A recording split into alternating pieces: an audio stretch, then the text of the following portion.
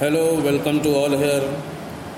I am Bhupen Singh, your SST teacher, and now from today, Unit 2 course has been started. So everybody be careful for your explanation. It's chapter number 8, that is first chapter in Unit 2, the first empire, यानी सबसे पहला साम्राज्य. ठीक है, सबसे पहला empire, सबसे पहला साम्राज्य कौन था, इसके लिए हम इस चैप्टर में जानेंगे. देखिए, without wasting time, come on chapter. Foundation of the Mauryan empire. Mauryan empire, सबसे पहला एम्पायर मौर्य एम्पायर था. उसको फाउंड कैसे किया गया, वो कैसे बना. देखिए, an empire is a political unit that includes a group of territories brought together under one ruler. एक साम्राज्य एक वो पॉलिटिकल यूनिट होती है, पॉलिटिकल यूनिट यानी राजनीतिक इकाई, ये ठीक है, जहाँ पे पॉलिटिक्स हो, सब काम हो, नेता नगरी से जुड़े हुए.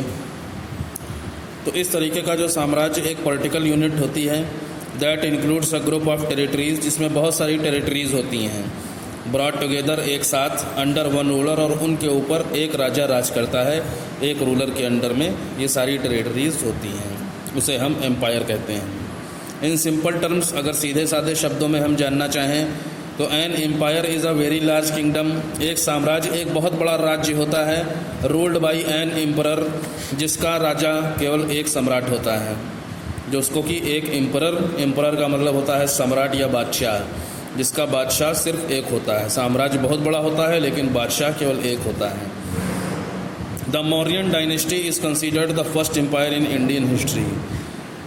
मौर्य जो साम्राज्य है, मौर्यन जो साम्राज्य है, उसे भारत में पहले इतिहास में, भारत के इतिहास में पहले साम्राज्य समझा जाता है, फर्स्ट एम्पायर समझा जाता है मौर्यन डायनेस्टी को.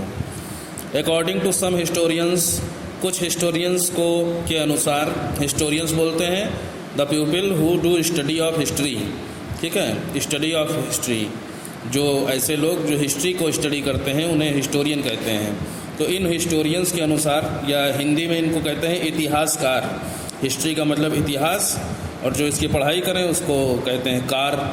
ठीक है, तो इतिहासकार इसको बोलते हैं.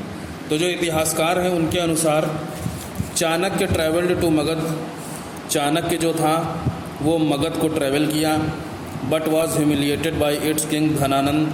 लेकिन मगध के राजा धनानंद ने उसको नज़रअंदाज किया, या उसको स्वीकारा नहीं, उसको एक्सेप्ट नहीं किया. The last ruler of Nanda dynasty, और जो ये धनानंद था, ये नंदा डायनेस्टी का आखिरी राजा था. Chanakya felt insulted and swore to destroy the Nanda empire.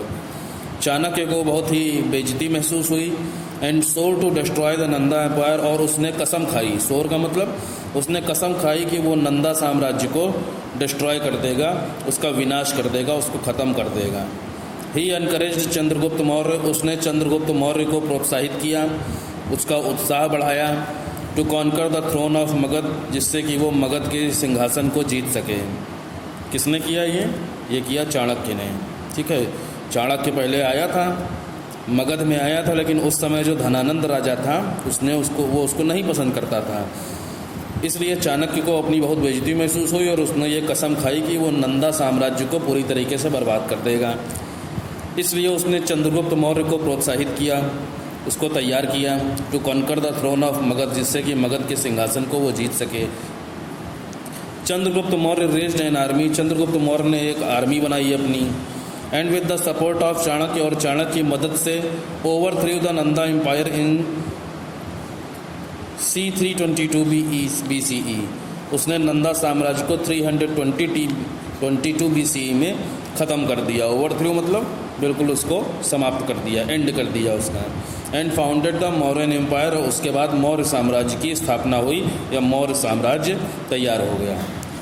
Next heading देखिए, sources of the Mauryan empire.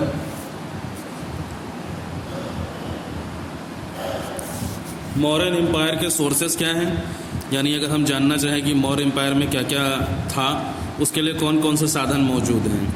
The sources of the Mauryan empire include the literary sources, Arthashastra and Indica. Maurya empire के सोर्सेस जो हैं जो मौजूद है उसमें शामिल है। लिटरेरी सोर्सेज बोलते हैं साहित्य की किताबें, ठीक है, यानी जो किताबें लिखी गई हैं उनमें अर्थशास्त्र और इंडिका दो ऐसी किताबें हैं जिनको पढ़ करके हम मौर्यन एम्पायर के बारे में जान सकते हैं। The Arthashastra was a political treatise written by Chanakya. जो अर्थशास्त्र है वो राजनीति से संबंधित एक किताब है। ट्रीटाइज मतलब राजनीतिक जो स्किल है, ट्रीटाइज मतलब उसका जो हुनर है, राजनीति का जो हुनर है, जो स्किल है, उसको चाणक्य ने लिखा है, ठीक है। अर्थशास्त्र पॉलिटिक्स का स्किल है जिसे चाणक्य ने लिखा है। It basically dealt with how to govern an empire. इसमें बेसिकली मतलब जो इसकी शुरुआती चीज़ें हैं, स्टार्टिंग जो है वो इसकी, या इसमें जो मेन चीज़ है वो ये बताया गया है कि कैसे किसी साम्राज्य के ऊपर राज किया जाए, उसको कैसे चलाया जाए। And describe the Mauryan administration. और मौर्य जो प्रशासन है, मौर्य लोगों का जो राजकाज है, मौर्य साम्राज्य का जो राजकाज है, उसके बारे में इस किताब में लिखा है चाणक्य ने। Indica was the account of the Greek ambassador. Indica जो किताब है, अकाउंट मतलब किताब या राइटिंग जो उसने लिखा है, वो ग्रीक राजदूत मेगास्थनीस की किताब है, ठीक है। ग्रीक यानी यूनान का एक राजदूत था। राजदूत बोलते हैं एडवाइज़र, ठीक है। पुराने समय में जो राजा लोग होते थे उनके इन्फॉर्मेशन को लेके जो दूसरी जगह पर जाते थे लोग, उन्हें एम्बेसडर कहा जाता था, ठीक है। राजाओं के कोर्ट में, उनके दरबार में एम्बेसडर्स हुआ करते थे। अगर उनको कोई दूसरे राज्य के राजा से कोई बात करनी होती थी, किसी के ऊपर, किसी चीज़ के ऊपर कोई फैसला लेना होता था या उनसे कोई मदद मांगनी होती थी, ये काम, ये इन्फॉर्मेशन जो लेकर के दूसरे राज्य में, दूसरे किंगडम में लोग जाते थे, उन्हें एम्बेसडर कहा जाता था। तो ऐसे ही यूनान का एक राजदूत मेगास्थनीस था, उसने इंडिका नाम की किताब लिखी है। Who was sent by the Greek king Seleucus Nicator to the Mauryan court during Chandragupta rule. जिसे यूनान के राजा सेल्यूकस निकेटर ने मौर्य साम्राज्य में, मौर्य दरबार में चंद्रगुप्त के शासनकाल के समय भेजा था, ठीक है। क्या कह रहे हैं कि मेगास्थनीस